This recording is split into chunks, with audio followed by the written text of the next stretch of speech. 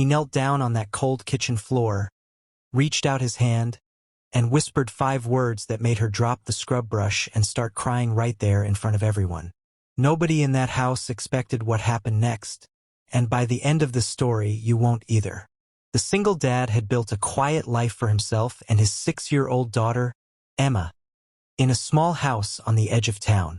His wife had passed away 2 years earlier, and since then, every single day had been a battle just to keep breathing, keep working, keep showing up for his little girl. He wasn't rich. He wasn't important. He was just a man trying to hold his family together with both hands while the world kept pulling at the seams. That Tuesday morning started like any other. Coffee, cereal, missing shoes, a rushed goodbye at the school gate. But that afternoon, when he came home early because Emma had a dentist appointment, something felt wrong the moment he opened the front door. There was a woman on her knees in his kitchen, scrubbing his floor with her bare hands, and when she looked up at him, his whole body went numb. He knew that face. He hadn't seen it in almost 20 years, but he knew it instantly.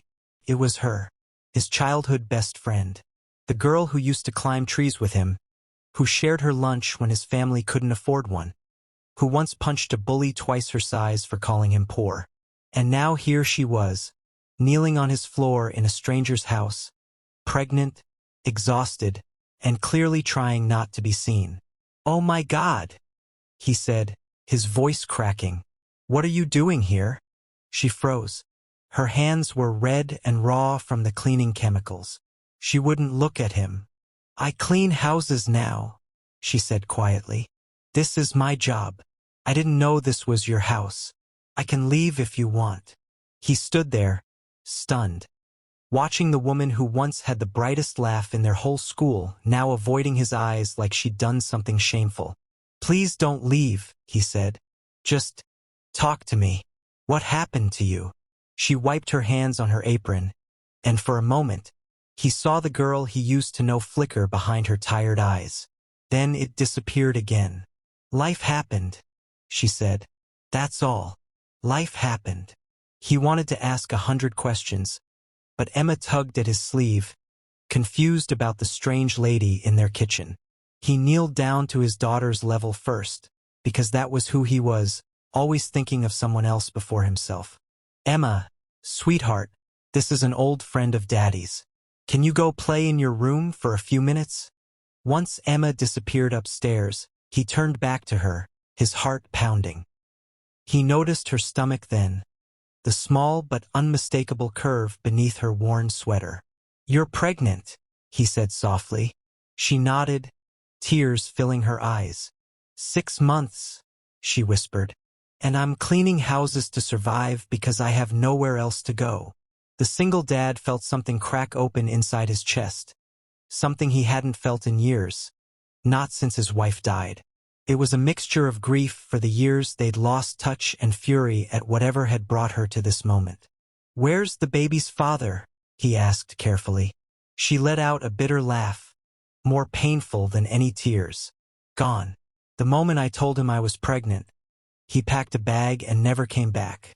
My apartment got sold out from under me 2 months later.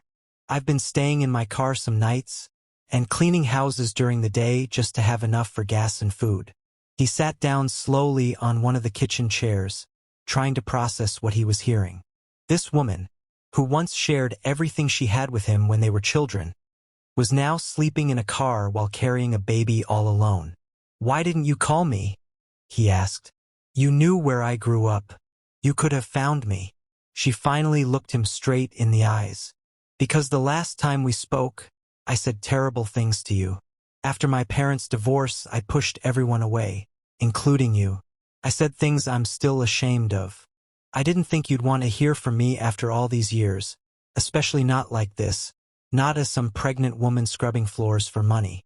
He remembered that day too, the harsh words she'd screamed at a confused 15-year-old boy who only wanted to help her through her parents' breakup. He'd carried that pain for a long time, wondering what he'd done wrong. But looking at her now, broken and proud and terrified, none of that seemed to matter anymore.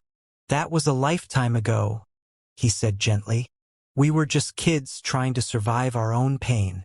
I forgave you before you even finished apologizing." Her lips trembled, and she pressed a shaking hand to her mouth, holding back a sob that had clearly been building for months.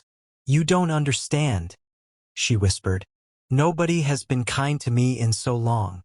I forgot what it even felt like." That single sentence hit him harder than anything else she'd said. He thought about his late wife, about the kindness she'd shown him during his darkest days, and about how she always used to say that real love means stepping into someone else's storm without hesitation. He made a decision right there in that kitchen, a decision that would change 3 lives forever. "You're not cleaning this house," he said firmly. "In fact, you're not cleaning any house today. Sit down. Let me get you something to eat." She protested weakly, saying she needed the money, that she couldn't accept charity, that she had too much pride left to fall apart in front of him. But he wasn't asking. He pulled out a chair, guided her into it with gentle hands, and disappeared into the kitchen to make her a proper meal for the first time in what she admitted was nearly a week. While she ate, tears silently rolling down her cheeks between bites, Emma crept back downstairs and watched from the doorway with wide, curious eyes.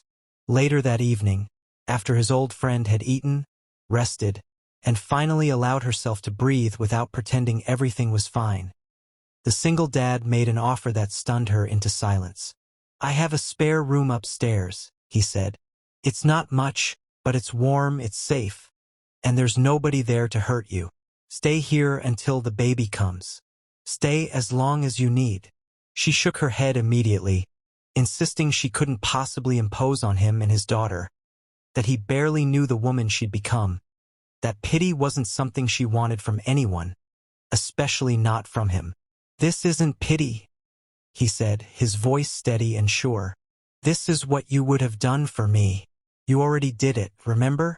When we were 10 years old and my family had nothing, you brought me lunch every single day for a month and never once made me feel small for needing it."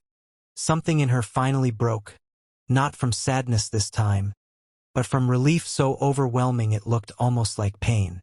She cried into her hands while he sat beside her, saying nothing, just being present the way she had once been present for him decades earlier. Word spread through their small town faster than anyone expected. Neighbors who barely knew the single dad started dropping off baby clothes, diapers, and casseroles on his doorstep. A local doctor, hearing the story through his sister, offered free prenatal checkups for the rest of the pregnancy. Even the woman who had fired her from a previous cleaning job showed up one afternoon with an envelope of cash and a tearful apology neither of them expected. 3 months later, in the same kitchen where she once knelt scrubbing floors, she gave birth to a healthy baby girl with the help of paramedics who arrived just in time.